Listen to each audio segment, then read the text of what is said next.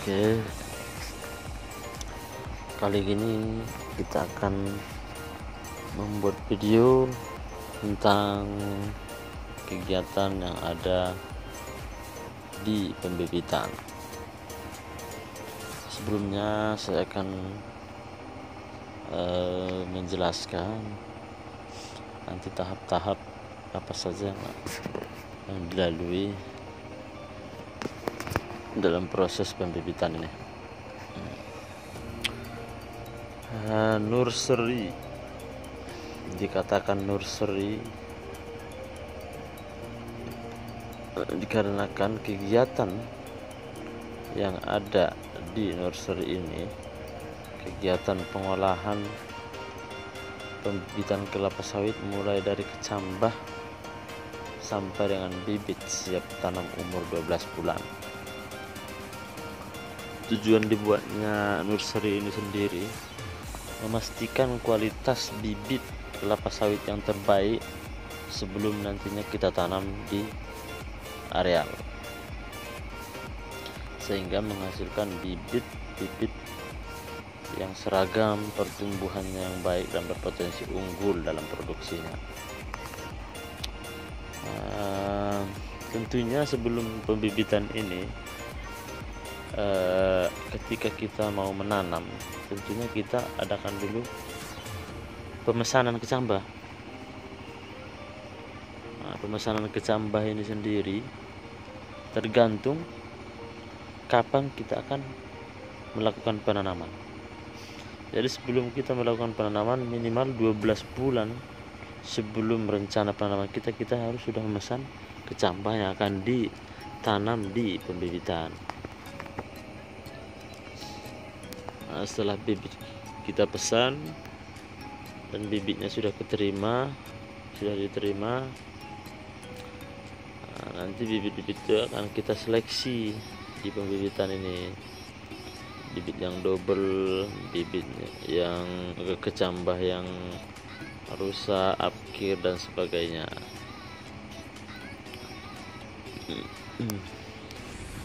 Jadwal pembibitan ini sendiri seperti yang saya jelaskan tadi, jadwal kegiatan pembibitan ini tergantung jadwal penanaman untuk di lapangan. Jadi kalau kita mau nanam tahun depan, jadi 12 bulan sebelum menanam itu sudah harus kita pesan bibitnya. Terusnya ada dua sistem cara pembibitan sebenarnya, cuman di kebun ini kita pakai satu sistem. Dua sistem itu sendiri, yang pertama pembibitan satu tahap atau single stage, yang kedua pembibitan dua tahap atau two stage. Jadi kalau pembibitan satu tahap ini, begitu kecambah datang langsung kita tanam di polybag besar. Sedangkan pembibitan dua tahap yaitu two stage, pembibitan ini lebih menguntungkan. Kenapa? Karena kemungkinan bibit-bibit tersebut mati kemungkinannya sedikit, karena pengawasannya lebih ketat, lebih efisien dan efektif. Kenapa seperti itu nanti saya jelaskan.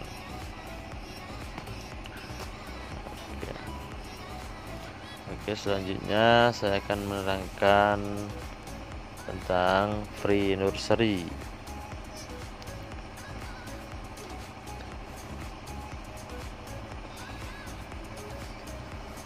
Di free nursery ini sendiri, kegiatan-kegiatan yang kita lakukan yaitu penyiapan kecambah. Setelah kecambah datang itu kita siapkan media tanam.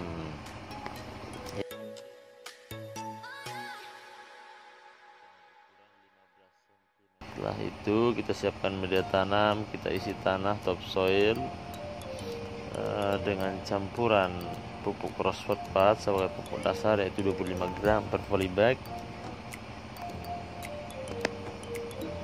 Ya, setelah kita siapkan polybag itu kecil, kita persiapkan lokasi pre-nursery,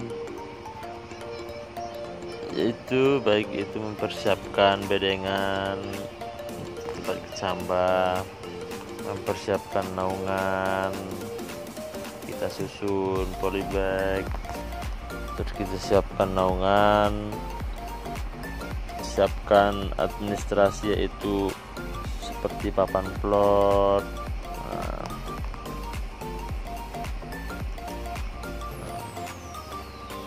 Setelah semuanya siap, baru kita lakukan penanaman kecambah.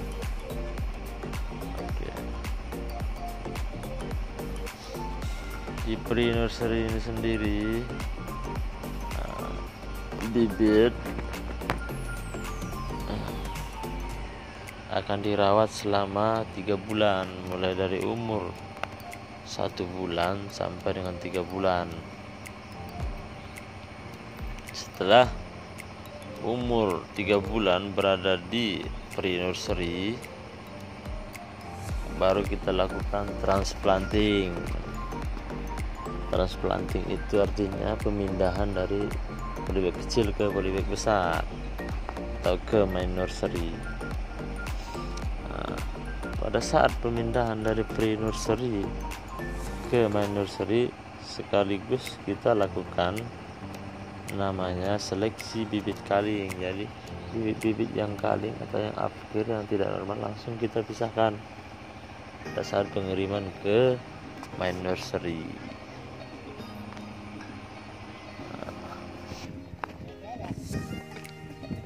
Sudah siap di transplanting?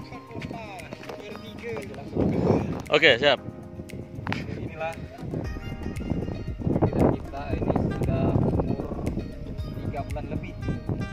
Seharusnya sudah transplanting. Kemarin itu sudah kurang lebih 10 hari. Bapak masih bertahap nanti sawitnya. Tentang umur sawit ini baru sudah maksudnya 3 bulan 12 hari. 12 hari.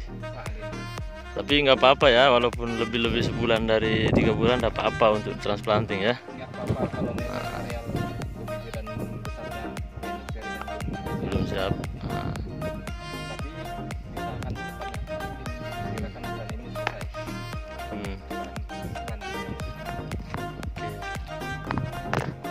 Cantik guys. Umur bibit umur 3 bulan. 3 bulan. Masih dengan varietas sama. Bibit yang siap ditransplanting. Nanti kita lihat persiapan di main nursery di tahap kedua. Oke.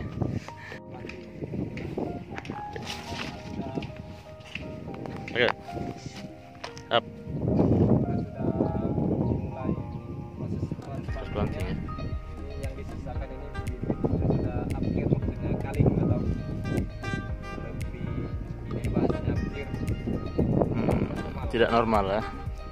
Jadi bibit yang sisa-sisa ini sudah disisakan, disortir misalnya, bibit yang tidak normal agar tidak tertanam di main nursery ya.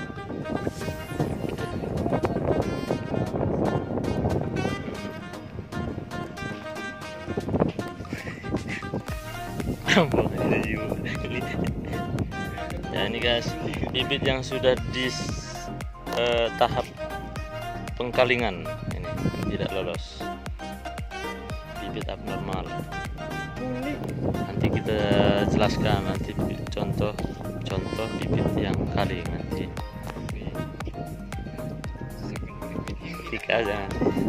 Ketika ini pengarahan mahasiswa PKL dari Universitas Muhammadiyah Palembang. Oke. Jadi adik mahasiswa ini ingin mengetahui bagaimana proses pembibitan di kebun kelapa sawit, sedang diarahkan oleh bapak-bapak pembimbing.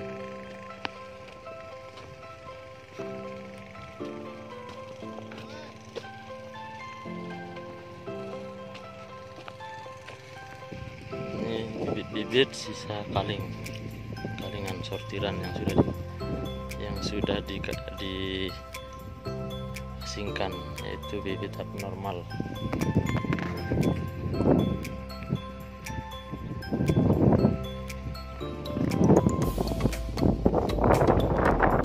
Contoh bibit yang kaling itu sendiri seperti ini, bisa dijelaskan Pak? Yang contoh yang kaling cak mana? Inilah contoh bibit yang kaling. Ini contohnya yang pertama, daun-daunnya lebih lancip, panjang. Memanjang ya, beda sama yang lain. Beda dengan yang lainnya. Ini juga kayak yang lainnya. Melintir ya? Melintir. Nah, ini. Melengkung. Terus ada juga yang lain. Kerdil. Yang kerdil. Kerdil ya? Tidak ada perkembangan dari mulai tumbuh sampai umur 3 bulan sampai sekarang ini, walau dilakukan perawatan masih tetap tidak tumbuh ya? Tidak tumbuh normal. Tidak tumbuh normal. Terus daunnya ada, walau dia tumbuh daunnya tidak mencukupi. Yang seharusnya sudah 4 apa 5 lah, ini baru ada yang 2 ya, Iya. kecil. Sini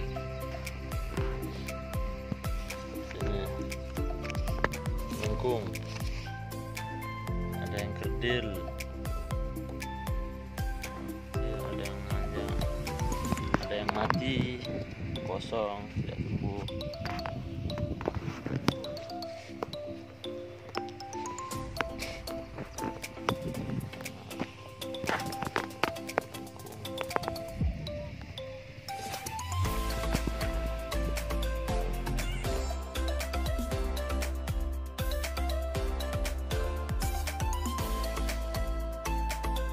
Tentunya sebelum kita transplanting, persiapan yang kita lakukan di main nursery yaitu sama dengan persiapan yang kita lakukan di pre. Pertama kita siapkan dulu media tanam dengan mengisi polybag yang besar untuk media tanam bibit pre nursery nanti.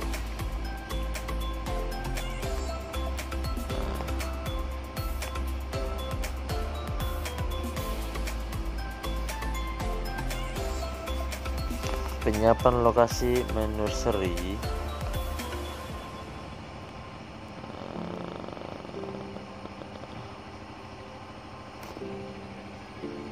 kita lakukan berapa minggu sebelum bibit ditransplanting. Jadi begitu kita transplanting, semua alat-alat untuk di main nursery harus kita persiapkan, baik itu mesin watering, instalasi penyiraman, semuanya harus kita siapkan.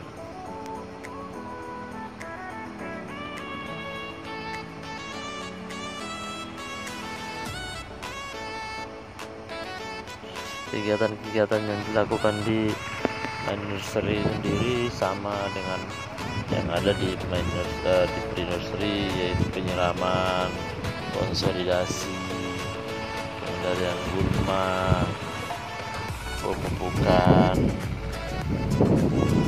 kontrol hama dan penyakit, seperti itu.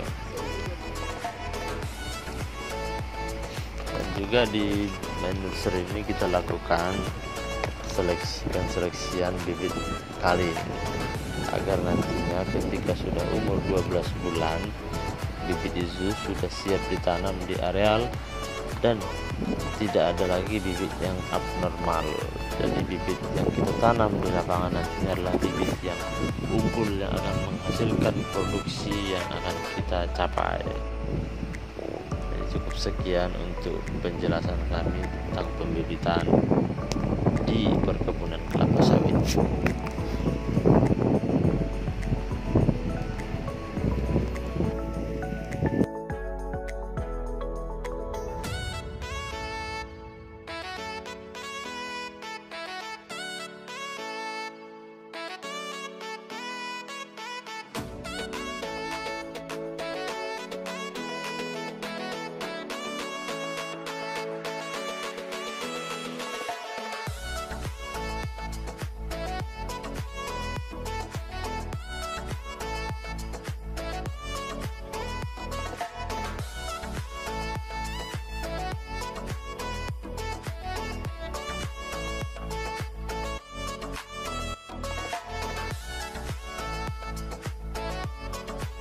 Sekian guys pada kegiatan kita pada kali ini.